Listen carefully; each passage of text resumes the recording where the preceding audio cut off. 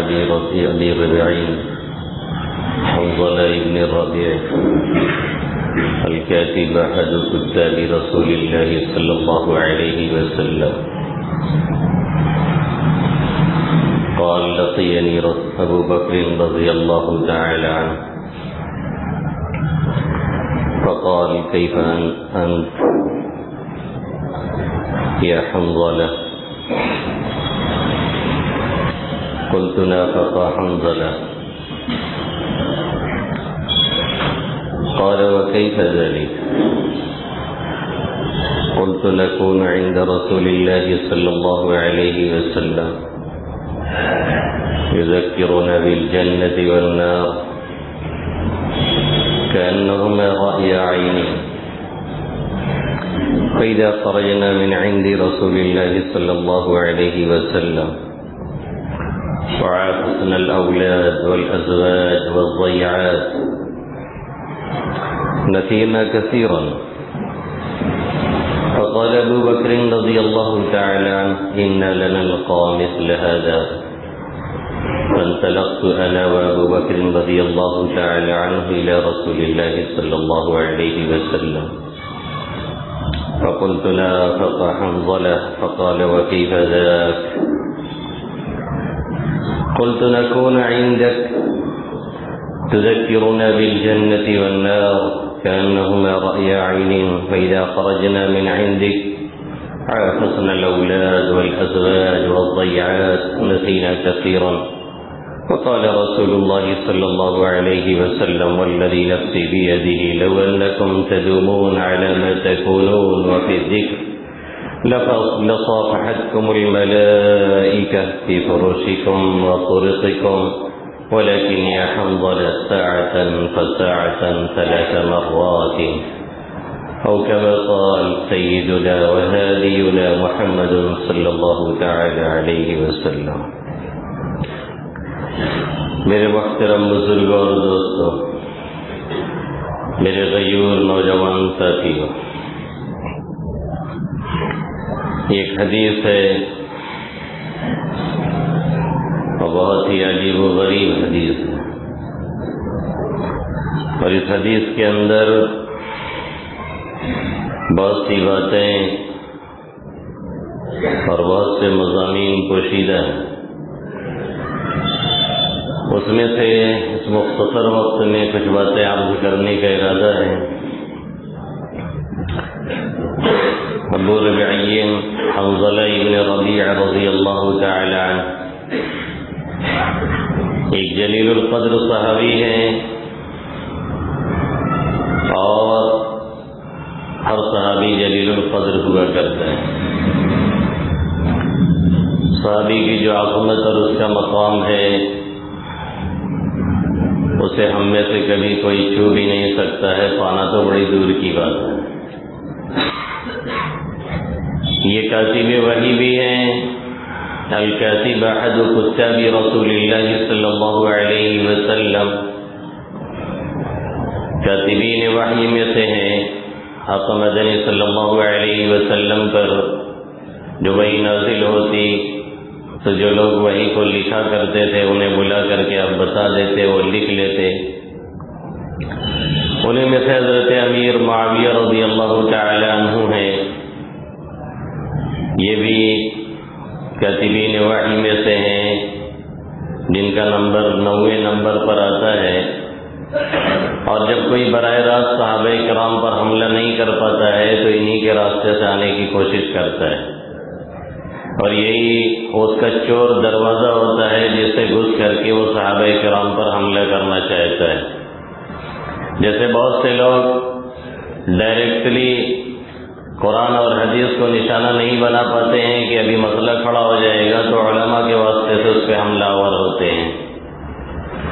ایسے لوگوں سے جو اس طرح کی باتیں کریں، چاہے ان کی تقریر اور تحریر میں کتنے ہی البیلا پن رہے، کتنے ہی لچھے دار تقریریں رہیں، اگر اس سے صحابہ کرام اور اسلاف کی عظمت میں اضافہ ہوتا ہے، بڑھوتری ہوتی ہے، تب تو وہ صحیح ہے، اور اگر ان کی تقریر سے یا تحریر سے صحابہ کرام اور اسلاف کی محبت میں کمی آتی ہے تب تو بالکل غلط ہے۔ اس نقطے کو بیٹھا لیجیے۔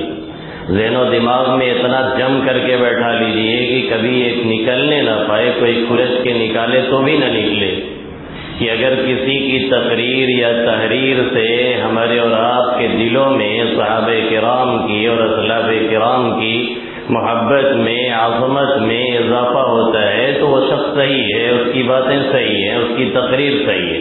اور اگر اس میں کمی آتی ہے تو چاہے وہ تحریر کتنی اچھوتی ہو اور تقریر کا انداز کتنی البیلا ہو، کتنی اچھوتا ہو، پھر بھی سمجھ لیجئے کہ یہ شخص گڑبڑ ہے اور غلاظت ملا کر کے بات کر رہا ہے، ہمیں اور آپ کو غلط راہوں پہ ڈالنے کی کوشش کر رہا ہے۔ یہ ایک نقطہ ہے، یہ ایک پوائنٹ ہے جسے ذہن و دماغ میں ہمیشہ رکھنا چاہیے۔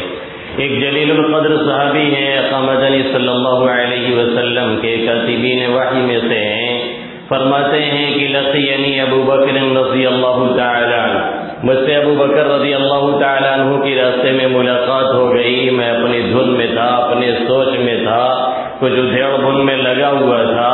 انہوں نے مجھ سے یہ سوال کیا، کیف انت یا حنظلہ، حنظلہ تمہارا کیا حال ہے؟ تو میں نے کہہ دیا نافق حنظلہ، حنظلہ تو منافق ہو گیا ہے۔ ایک جلیل القدر صحابی ہیں اور کیا فرماتے ہیں اپنے بارے میں کہ حنظلہ تو منافق ہو گیا ہے۔ منافق کسے کہتے ہیں جانتے ہی ہیں، دل میں جو بے ایمانی چھپائے ہوئے ہو، دل میں جس کے اندر ایمان نہ ہو اور ظاہر ایمان کر رہا ہو، دل میں کفر چھپائے ہوئے ہو، ایسے شخص کو منافق کہتے ہیں۔ فرمانے لگے نافق حنظلہ، حنظلہ تو منافق ہو گیا۔ اب ابو بکر رضی اللہ تعالیٰ عنہ جو حضرت حنظلہ سے واقف تھے، یہ جملہ سننے کے بعد چوک پڑے کہ آخر یہ کہہ کیا رہے ہیں۔ انہوں نے فرمایا کیف ذالک، ایسا کیسے؟ انہوں نے کہا کہ اذا نکون عند رسول اللہ صلی اللہ علیہ وسلم، جب ہم اللہ کے حبیب صلی اللہ علیہ وسلم کے دربار میں ہوتے ہیں، آپ کے در اقدس پہ ہوتے ہیں، آپ کی محفل میں، مجلس میں ہوتے ہیں، یذکرنا بالجنت والنار، آقا مدنی صلی اللہ علیہ وسلم جنت و جہنم کا تذکرہ کرتے ہیں، کبھی ترغیب دلاتے ہیں، کبھی ترغیب ہوتی ہے، کبھی جنت کی خوشخبری سناتے ہیں، کبھی جہنم سے ڈراتے ہیں، اس طرح کی باتیں کرتے ہیں تو کأنہما رأی عین، ایسا لگتا ہے کہ جنت اور جہنم دونوں ہمارے سامنے، ہماری نگاہوں کے سامنے محسوس ہوتی ہیں، لگتا ہے کہ ہم اسے دیکھ رہے ہیں۔ جنت میں جانے کی ایک عجیب سی امنگ ہوتی ہے، ایک تمنا ہوتی ہے، ایک خواہش ہوتی ہے، جہنم سے بچنے کی ایک زبردست فکر موج مار رہی ہوتی ہے دل دماغ میں۔ یہ آقا مدنی صلی اللہ علیہ وسلم کی محفل میں ہوتا ہے، لیکن جب ہم وہاں سے نکلتے ہیں وعافسنا الاولاد والازواج والضیعات، ہم بیوی بچوں میں جاتے ہیں، کھیتی باڑی میں جاتے ہیں، اپنی تجارت میں جاتے ہیں، ملازمت میں جاتے ہیں اور بیوی بچوں سے ملتے جلتے ہیں، تو پھر ہماری یہ کیفیت نہیں رہ جاتی ہے نسینا کثیرا، بہت سی باتیں ذہن سے نکل جاتی ہیں، دل کی وہ کیفیت جو حضور اقدس صلی اللہ علیہ وسلم کی محفل میں تھی، مجلس میں تھی، وہ باقی نہیں رہتی ہے۔ تو اسی کو تو منافقت کہتے ہیں، ظاہر کچھ ہے، باطن کچھ ہے، اندر کچھ ہے، اوپر کچھ ہے۔ اسی لیے میں نے کہا کہ نافق حنظلہ، حنظلہ تو منافق ہو گیا ہے۔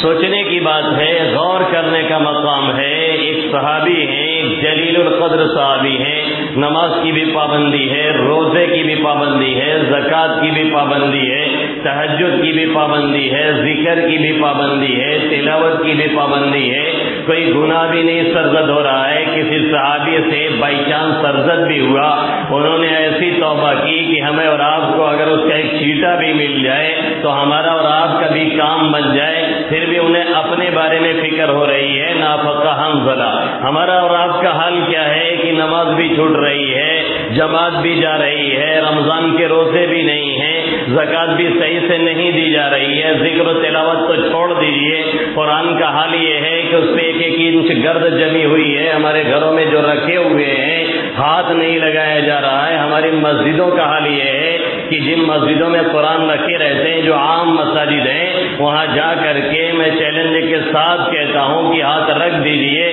تو اسے دھلنے کی ضرورت پڑے گی، ہاتھ اتنا گندا ہو جائے گا، اتنی گرد لگ جائے گی۔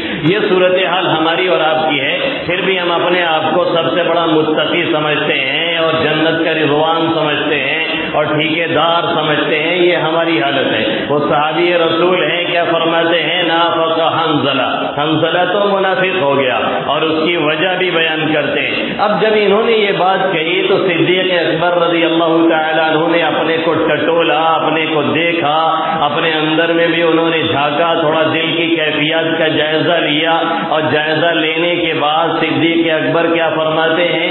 انا لنلقى مثل هذا، ہمیں بھی تو ایسے ہی فیلنگ ہوتی ہے، ہمیں بھی تو ایسے ہی احساس ہوتا ہے، ہمیں بھی تو ایسے ہی لگتا ہے جیسے آپ کو لگتا ہے۔ ہم بھی جب وہاں رہتے ہیں تو دل کی کیفیت کچھ اور ہوتی ہے، اور جب وہاں سے نکلتے ہیں تو دل کی کیفیت کچھ اور ہوتی ہے۔ فرماتے ہیں چلو اب چلا جائے۔ طبیب، سب سے بڑے جو حکیم، سب سے بڑے معالج، مربی اول آقا مدنی صلی اللہ علیہ وسلم کے در پر وہاں چل کر کے اس کیفیت کو بیان کیا جائے۔ فانطلقت انا وابو بکر رضی اللہ تعالی عنہما، میں اور حضرت ابو بکر رضی اللہ تعالی عنہ دونوں کے دونوں پہنچے، اور پہنچتے ہی سیدھے وہی ایک بات حضرت حنظلہ کے دماغ میں جو چڑھ چکی تھی، پہنچتے ہی آقا مدنی صلی اللہ علیہ وسلم سے کیا فرماتے ہیں؟ نافق حنظلہ، اے اللہ کے حبیب صلی اللہ علیہ وسلم، حنظلہ تو منافق ہو گیا ہے۔ اب آقا مدنی صلی اللہ علیہ وسلم انہیں جان رہے تھے، ان کے بارے میں پتہ تھا، بخوبی علم تھا کہ وہ کس کیٹیگری کے ہیں، کیا مقام ہے، کیا ان کی سوچ ہے، اور ہمارے تعلق سے ان کی ذہنیت کیا ہے، ایمان اور اسلام کے واقعی ماننے والے ہیں کہ نہیں ماننے والے ہیں۔ پھر بھی یہ جملہ کہہ رہے ہیں۔ آقا مدنی صلی اللہ علیہ وسلم نے فرمایا نافق حنظلہ، جو تم یہ کہہ رہے ہو کیف ذاک، آخر ایسا کیوں ہے، ایسا تم نے کیوں کہا ہے کہ حنظلہ منافق ہو گیا؟ کہنے لگے اللہ کے حبیب صلی اللہ علیہ وسلم، جب ہم آپ کے دربار میں ہوتے ہیں، آپ کی محفل میں ہوتے ہیں، آپ جنت و جہنم کا تذکرہ کرتے ہیں، کأنہما رأی عین، ایسا لگتا ہے کہ دونوں چیزیں ہماری نگاہوں کے سامنے، اور جب ہم آپ کی جہاز سے نکل کے جاتے ہیں، آفسن الاولاد والازواج والصیعات، بیوی بچوں میں مشغول ہوتے ہیں، ملازمت کرتے ہیں، تجارت کرتے ہیں، کاشتکاری کرتے ہیں، اور دنیا کے کاروبار میں لگتے ہیں، تو ہماری یہ کیفیت نہیں رہ جاتی ہے۔ آقا مدنی صلی اللہ علیہ وسلم نے سب کچھ سننے کے بعد کیا فرمایا؟ اے حنظلہ، لو انکم تدومون علی ما تکونون، اگر اسی حالت پہ رہو جس حالت کو یہاں بیان کر رہے ہو، جس کیفیت کو بیان کر رہے ہو، اگر اسی پر ہمیشہ برقرار رہو، لصافحتکم الملائکہ فی فرشکم وطرقکم، تو ملائکہ تم سے مصافحہ کریں، تمہارے بستر پہ آ کر کے، راستوں میں تم سے ملیں، تمہاری خیریت پوچھیں۔ ولیکن یا حنظلہ ساعتاً فساعتاً، اے حنظلہ یہ کبھی کبھی ہوتا ہے، یہ کبھی کبھار کی باتیں ہیں، ہمیشہ ایک حالت نہیں رہتی ہے، دل کی کیفیت ایک نہیں رہتی ہے۔ آقا مدنی صلی اللہ علیہ وسلم نے انہیں سمجھایا اور یہ بتلایا کہ یہ کیفیات ہیں، اس میں کبھی شدت آتی ہے، کبھی کمی آتی ہے، کبھی زیادہ جوش ہوتا ہے تو 2 رکعت کے بجائے آدمی 4 اور 6 رکعت نفل پڑھتا ہے، کبھی اس میں کچھ کمی آتی ہے تو 2 ہی پڑھتا ہے، اور کبھی وہ بھی کمی آ جاتی ہے تو پتہ چلا کہ 2 رکعت نفل پڑھنے کی بھی طبیعت نہیں کہتی ہے، کبھی ہنی کا ہنا اور کبھی مٹھی بھر چنا اور کبھی وہ بھی منا، یہ کیفیات ہوتی ہیں، سب چلتا رہتا ہے۔ یہ مقصود نہیں ہے، مقصد یہ ہے کہ کر کیا رہے ہیں، مقصد یہ ہے کہ کس انداز کے اعمال ہیں، مقصد یہ ہے کہ سنت کے مطابق ہے کہ نہیں ہے، یہ دیکھنا ہے۔ یہ کیفیات میں شدت اور اٹھا پٹک لگا رہتا ہے، یہ کیفیات مطلوب اور مقصود نہیں ہے۔ آقا مدنی صلی اللہ علیہ وسلم نے یہ کہہ کر کے حضرت حنظلہ رضی اللہ تعالی عنہ کو آپ صلی اللہ علیہ وسلم نے سمجھانے کی کوشش کی، اور یہ بتلایا اور یہ سمجھایا کہ یہ کیفیات شریعت میں مقصود نہیں ہے، مطلوب نہیں ہے، اصل مقصد عمل ہے۔ اب یہاں دیکھنے کی بات ہے اور غور کرنے کی بات ہے۔ میں نے شروع ہی میں کہا باتیں تو اس حدیث سے بہت نکلتی ہیں، لیکن 2-3 باتیں عرض کرنے کی ہیں۔ دیکھنے کی بات یہ ہے کہ حضرت حنظلہ رضی اللہ تعالیٰ عنہ کو جو منافقت کا شبہ پیدا ہوا تو کسی دوسرے کے بارے میں نہیں، کسی چیز تیسرے کے بارے میں نہیں، پہلے اپنے بارے میں پیدا ہوا۔ یہ صحابہ کرام کو ہر آن اپنے بارے میں کھٹک لگی رہتی تھی، ایک خلیص ایک چبھن ان کے اندر رہتی تھی کہ ہمارے عمل صحیح ہے کہ نہیں صحیح ہے، ہم جو کر رہے ہیں ٹھیک ہے یا غلط ہے، آقا مدنی صلی اللہ علیہ وسلم کے بتلائے ہوئے طریقے کے مطابق ہے کہ نہیں ہے، جنت تک جائے گا کہ نہیں لے کر کے، یا جہنم میں چلے جائیں گے۔ اسی خلیص کا نام، اسی چبھن کا نام تقوی الہی ہے جو صحابہ کرام کو حاصل تھا۔ مشکل یہ ہے کہ انہیں یہ چبھن ہے، انہیں یہ فکر ہے، انہیں یہ لگن ہے کہ ہمارے اندر یہ کیفیت جو ہے یہ کم ہو رہی ہے، زیادہ ہو رہی ہے، یہ تو منافقت کی علامت لگ رہی ہے۔ ہر صحابی کا معاملہ یہی ہے۔ عمر فاروق کو لیجیے، صدیق اکبر جیسا آدمی جس کا مقام آقا مدنی صلی اللہ علیہ وسلم کے بعد سب سے بڑھ کر ہے، جو سب سے افضل ہیں بعد الانبیاء، وہ بھی آ گئے اور کہنے لگے کہ ہماری بھی یہی کیفیت ہے۔ ان کو یہ فکر لگی کسی دوسرے کے بارے میں نہیں، اور ہماری اور آپ کی حالت یہ ہے، فلاں خائن ہے، فلاں کافر ہے، فلاں ڈاکو ہے، فلاں چوک ہے، فلاں بدماش ہے، فلاں یہ ہے، فلاں وہ ہے، ہر وقت دوسرے پہ انگلی لگی رہتی ہے۔ کبھی پلٹ کر کے ہم یہ نہیں دیکھتے ہیں کہ ہماری حالت کیا ہے، کبھی پلٹ کر کے ہم یہ نہیں دیکھتے ہیں کہ ہم کیا کر رہے ہیں۔ مولانا صاحب ایسا کرتے ہیں، مفتی صاحب ایسا کرتے ہیں، مقرر صاحب ایسا کرتے ہیں، مبلغ صاحب ایسا کرتے ہیں، ڈاکٹر صاحب ایسا کرتے ہیں، تاجر صاحب ایسا کرتے ہیں، فلانے ایسا کرتے ہیں، ڈمکانے ایسا کرتے ہیں، سب کچھ کر رہے ہیں۔ ہم کیا کر رہے ہیں؟ کبھی اپنے من میں بھی ڈوب کر دیکھ لیا کریں، کبھی اپنے گریبان میں بھی جھانکا کریں۔ جھانکنے کی سب سے اچھی جگہ اپنا گریبان ہے، اس میں دیکھیں کہ ہماری کیا کیفیات ہیں، ہمارے اعمال کیا ہیں، ہماری کنڈیشن کیا ہے۔ سب کا تو گریباں سی ڈالا، اپنے ہی گریباں بھول گئے، سب کا تو مداوا کر ڈالا، اپنا ہی مداوا کر نہ سکے، سب کے علاج میں لگے ہیں، اپنے علاج سے غافل ہیں، سب کے گریبان کو سی رہے ہیں، چاک ہے رفو کر رہے ہیں، اپنا گریبان پھٹا ہوا ہے، اس کو نہیں دیکھ رہے ہیں۔ یہ ہماری اور آپ کی حالت ہے۔ حضرت حنظلہ رضی اللہ تعالی عنہ نے کیا فرمایا کہ نافق حنظلہ، یہی نہیں کہ صرف آپ کی یہ کیفیت ہے، صدیق اکبر کا معاملہ یہی ہے، عمر فاروق کا معاملہ یہی ہے، عثمان غنی کا معاملہ یہی ہے، علی مرتضیٰ کا معاملہ یہی ہے، عام صحابہ کرام رضوان اللہ تعالی علیہم اجمعین کا معاملہ یہی ہے۔ اسی کو کہتے ہیں تقوی الہی۔ ہر وقت یہ خلیص، یہ چبھن، یہ فکر دل دماغ میں لگی رہے کہ جو کر رہے ہیں وہ ٹھیک ہے کہ نہیں ہے۔ جو زندہ دل ہوتے ہیں وہ اپنا جائزہ لیتے ہیں، جو زندہ قومیں ہوتی ہیں وہ اپنی خامیوں کو دیکھتی ہیں اور اسے دور کرنے کی فکر کرتی ہیں، اور جو مردہ دل لوگ ہوتے ہیں، مردہ قومیں ہوتی ہیں، وہ سب ٹھیک ہے کہہ کر کے چلتے رہتے ہیں اور نقصان اٹھاتے رہتے ہیں۔ پہلی بات تو اس حدیث سے یہ معلوم ہے، اور دوسری بات آقا مدنی صلی اللہ علیہ وسلم کے فرمان کے بعد، اب صلی اللہ علیہ وسلم کے کہنے کے بعد دوسری بات یہ سمجھ میں آئی کہ مقصود دل کی کیفیات نہیں ہے، مقصود دل کے احساسات نہیں ہے۔ مقصد یہ نہیں ہے کہ ہم ذکر کریں تو ہمارا ایک ایک وضو کلمہ پڑھنے لگے، مقصد یہ نہیں ہے کہ ہم بیٹھ کر کے سبحان اللہ اور الا اللہ یا کچھ ایسے وظیفے پڑھیں تو لوگ ہم کو دیکھ نہ سکیں، لوگوں کی نگاہوں سے ہم غائب ہو جائیں، یہ مقصد نہیں ہے۔ مقصد یہ ہے کہ عمل کیا جائے، مقصد یہ ہے کہ سنت کے مطابق آقا مدنی صلی اللہ علیہ وسلم نے جو طریقہ بتلایا ہے اس طریقے کو فالو کیا جائے، اخلاص کے ساتھ اس پر عمل کیا جائے۔ آپ صلی اللہ علیہ وسلم نے بالکل صاف لفظوں میں یہ بتلا دیا کہ اصل مقصد دل کی کیفیات نہیں ہے، اصل مقصد یہ نہیں ہے کہ دل کی کیفیات کیا ہے، اصل یہ دیکھنا ہے کہ ہمارے اعمال کیسے ہیں، اصل یہ دیکھنا ہے کہ ہمارے اعمال شریعت کے مطابق ہیں کہ نہیں ہیں، اصل یہ دیکھنا ہے کہ دل ہمارا اللہ کے لیے کام کر رہا ہے کہ غیر اللہ کے لیے کام کر رہا ہے۔ پھر اس کے نتیجے میں ہمارے اوپر کوئی کیفیت طاری ہو رہی ہے نہیں ہو رہی ہے، اس سے کوئی بات نہیں ہے۔ تیسری بات جو اس حدیث سے معلوم ہوتی ہے، یہ اس واقعہ سے معلوم ہوتی ہے، بعض لوگوں نے یہ سمجھا کہ آقا مدنی صلی اللہ علیہ وسلم نے جو یہ فرمایا کہ یہ کبھی کبھی ہوتا ہے، اگر ہمیشہ یہی حالت رہے تو فرشتے تم سے ملنے لگیں گے، مصافحہ کریں گے، تمہارے بستر پہ آ کر کے تم سے ملیں گے، راستے میں مصافحہ کریں گے۔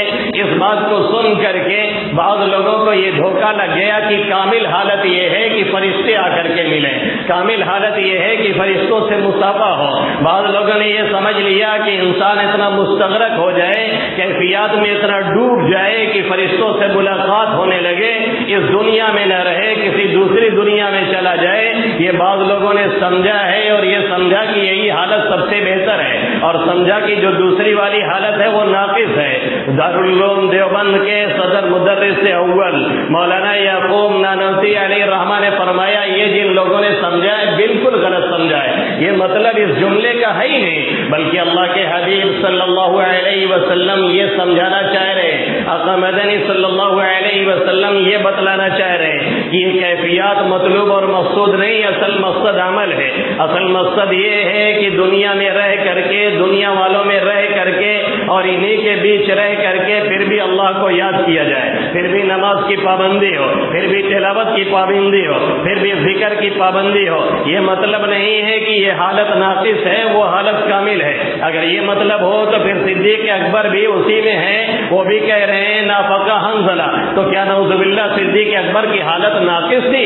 انبیاء کے بعد جس کا سب سے بڑا مقام ہے اور جس کے بارے میں شیخ ثانی مجدد الفسانی رحمت اللہ علیہ فرماتے ہیں کہ آپ صلی اللہ علیہ وسلم کو اور صدیق اکبر کو اگر سمجھنا ہے تو بس یہ کیجیے کہ ایک آئینہ لے لیجیے, آپ صلی اللہ علیہ وسلم کے سامنے کر دیجیے, جو عکس اور تصویر آئینے میں آ رہی ہے وہ صدیق اکبر ہے, سامنے آپ صلی اللہ علیہ وسلم ہے. یہ صدیق اکبر کا مقام ہے, یہ ان کی حالت ہے. تو یہ کیسے کہا جا سکتا ہے کہ ان کی حالت ناقص تھی یا ناقص ہے؟ یہ بہت بڑا دھوکہ اور مغالطہ ہے. آپ صلی اللہ علیہ وسلم یہ بتلانا چاہ رہے ہیں یہ تو فرشتوں کی صفت ہے, یہ تو فرشتوں کی حالت ہے کہ جو کہہ دیا گیا ہے بس اسی میں لگے رہے, دن رات اللہ اللہ کرتے رہے. اگر کسی کو سجدے میں لگایا گیا تو سجدہ کرتا رہے, کسی کو رکوع میں رکھا گیا تو رکوع کرتا رہے, کسی کو تسبیح میں لگایا گیا تو تسبیح کرتا رہے.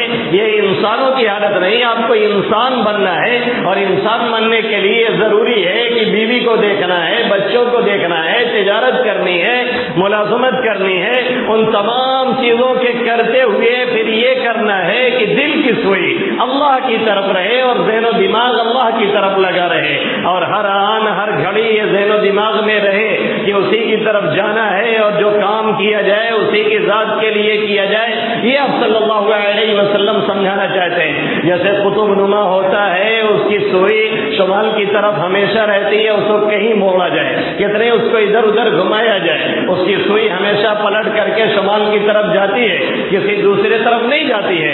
اسی طریقے سے ہم تجارت کریں, ہم ملازمت کریں, ہم بیوی سے بات کر رہے ہوں, بچوں سے ملاقات کر رہے ہوں, رشتے داروں کے پاس جا رہے ہوں, پھر بھی ہماری حالت یہ رہے کہ دل دماغ اللہ کی طرف متوجہ رہے, اللہ کی طرف ہمارا ذہن و دماغ لگا رہے. اس کا کیا فرمان ہے, اس کا حکم کیا ہے, اس موقع سے کیا شریعت کہتی ہے اور ہمیں کرنا کیا ہے, یہ آپ صلی اللہ علیہ وسلم بتلانا چاہ رہے ہیں. یہ سمجھانا چاہ رہے ہیں کہ انسان ہو, انسان بن کر کے رہنا پڑے گا.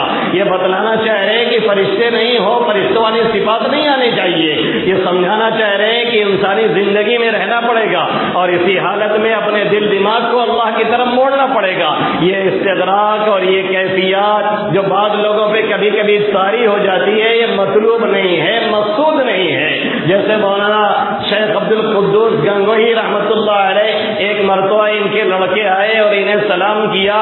یہ ذکر اور دعا میں اتنا مست تھے کہ اپنے لڑکے ہی کو نہیں پہچان سکے. پوچھا کون؟ انہوں نے فرمایا آپ کے فلاں لڑکے ہیں. کہا میں پہچان نہیں پا رہا ہوں. وہ واپس چلے گئے, سمجھ گئے کہ ابھی یہ مستغرق ہیں, اللہ کی یاد میں بالکل ڈوبے ہوئے ہیں. یہ ایک کیفیت ہے جو مطلوب نہیں ہے. کلام المغلوب یطوی ولا یروی, جو مغلوب الحال لوگ ہیں ان کی باتوں کو, ان کے حوال کو لپیٹ کے رکھا جائے گا, اس کی اتباع نہیں کی جائے گی. اتباع ہمیشہ شریعت کی جائے گی, سنت کی جائے گی. آقا مدنی صلی اللہ علیہ وسلم نے جو طریقہ دیا ہے اس کی جائے گی. یہ چیزیں مطلوب نہیں ہیں. بعض لوگ ہوتے ہیں تھوڑا سا جذب کی حالت میں, بعض بزرگان دین پہ غلبہ طاری ہو جاتا ہے, وہ مغلوب ہو جاتے ہیں. ایک لنگی کا ایک کونا جونپور جا رہا ہے, دوسرا شاگن جا رہا ہے, ٹوپی کا ایک کونا ادھر جا رہا ہے, دوسرا ادھر جا رہا ہے. یہ شریعت میں مطلوب نہیں ہے. شریعت بتلا رہی ہے کہ ہمیں ترتیب سے رہنا ہے, انتظام سے رہنا ہے, آقا مدنی صلی اللہ علیہ وسلم کی سنت کو فالو کرنا ہے. یہ آپ صلی اللہ علیہ وسلم نے اس حدیث کے ذریعے سے سکھلایا ہے اور بتلایا ہے اور سمجھایا ہے, اور یہ سمجھانے کی کوشش کی ہے کہ اسی دنیا میں رہنا پڑے گا, سب کچھ کرنا پڑے گا. ہاں, دل کی سوئی ہمیشہ متوجہ اللہ رہے, ذکر جاری رہے, تلاوت جاری رہے, استغفار جاری رہے, کلمہ چلتا رہے, درود چلتا رہے, تاکہ اللہ سے ایک کنیکشن بنا رہے, ایک تعلق بنا رہے. اور ذہن و دماغ میں ہمیشہ یہ رہے کہ اس دنیا یہ آخری منزل نہیں ہے, بلکہ اسے چھوڑ کر کے ہمیں اور آپ کو آخرت میں جانا ہے, جس کو کہتے ہیں نسبت اللہ, جس کو کہتے ہیں نسبت باطنی. جب یہ مستقل کیفیت چلتی ہے تو اللہ سے ایک خاص تعلق ہو جاتا ہے. پھر انسان بیوی بچوں میں رہتا ہے, پھر بھی ذہن میں رہتا ہے کہ اللہ دیکھ رہا ہے. پھر انسان تجارت کرتا ہے, پھر بھی ذہن میں رہتا ہے کہ اللہ نگرانی کر رہا ہے. پھر بھی انسان بیوی بچوں میں جا کر کے بات کرتا ہے, پھر بھی یہ سمجھتا ہے کہ ہم اللہ کے راڈار پہ ہیں, سب کچھ ریکارڈ ہو رہا ہے. جیسے اللہ کے حبیب صلی اللہ علیہ وسلم کبھی بیوی بچوں سے دل لگی کر رہے ہیں, کبھی اہلیہ کے ساتھ دوڑ رہے ہیں, کبھی جنگ میں جا رہے ہیں, کبھی صحابہ کرام سے بات کر رہے ہیں, کبھی کسی مہمان کی ضیافت کر رہے ہیں, کبھی ولیمہ میں شرکت کر رہے ہیں, کبھی کسی کی عیادت کر رہے ہیں, کبھی کسی جنازے میں جا رہے ہیں.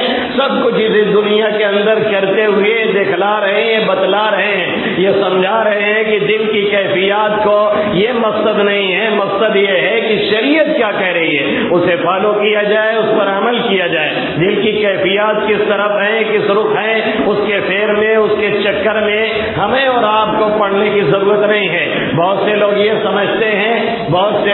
سمجھتے ہیں کہ جب بار بار ذکر کیا جائے گا, بار بار اللہ کو یاد کیا جائے گا, بار بار اس طرح سے ذکر وغیرہ کیا جائے گا تو ہمارے ایک جوڑ الگ ہو کر کے وہ بھی اللہ اللہ بولے گا. بعض لوگ یہ سمجھتے ہیں کہ جب ہم لوگ بار بار اللہ کو یاد کریں گے, تلاوت کریں گے, ذکر کریں گے تو مشاہدہ والی کیفیت حاصل ہو جائے گی. اور بیچارے مشاہدہ کا مطلب یہ سمجھتے ہیں کہ ہمیں اللہ کا دیدار ہوگا. اس دنیا میں رہتے ہوئے کسی کو بھی اللہ کا دیدار نہیں ہو سکتا ہے.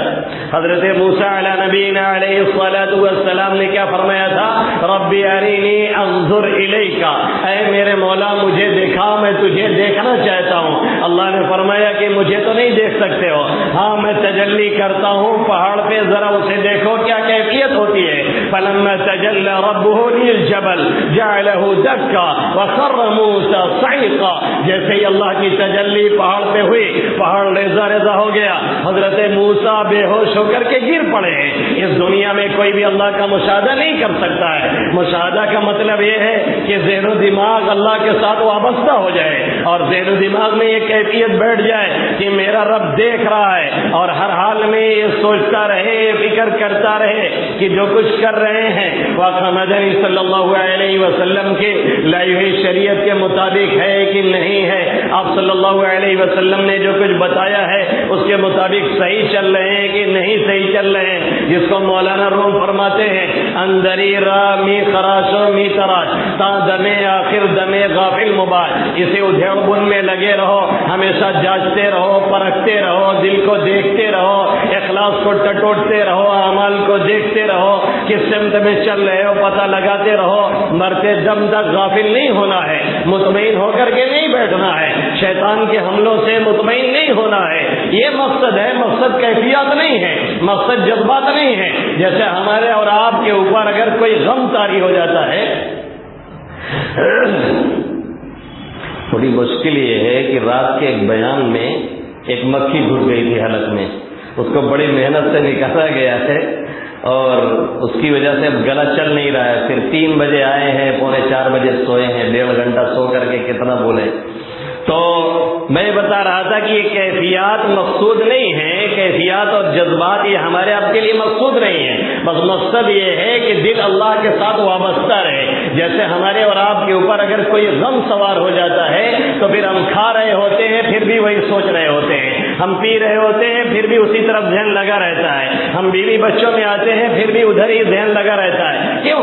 اس لیے کہ اس غم نے ہمارے دل و دماغ پر دستک دے رکھی ہے اور چھایا ہوا ہے۔ اسی طریقے سے کوئی خوشی آ جاتی ہے تو ہم کہیں بھی رہیں وہ خوشی ہمارے پیچھے نہیں چھوڑتی ہے، ہر وقت ذہن اسی طرف جاتا رہتا ہے۔ یہی مقصد ہے، اسی کو تصوف کہتے ہیں، اسی کو نسبت کہتے ہیں، اسی کو طریقت کہتے ہیں، اسی کو نسبت باطنی کہتے ہیں۔ طریقت کا مطلب، تصوف کا مطلب الٹے لٹک کر کے عبارت کرنا نہیں ہے۔ طریقت اور تصوف کا مطلب ہی یہی ہے کہ سنت کے مطابق اور شریعت کے مطابق جو کام ہمیں اور آپ کو بتلائے گئے ہیں اس کو اسی انداز سے کیا جائے اور اللہ واسطے کیا جائے، اور اس کے بعد کیفیات ملے نہ ملے اس کی طرف کوئی توجہ نہ رہے۔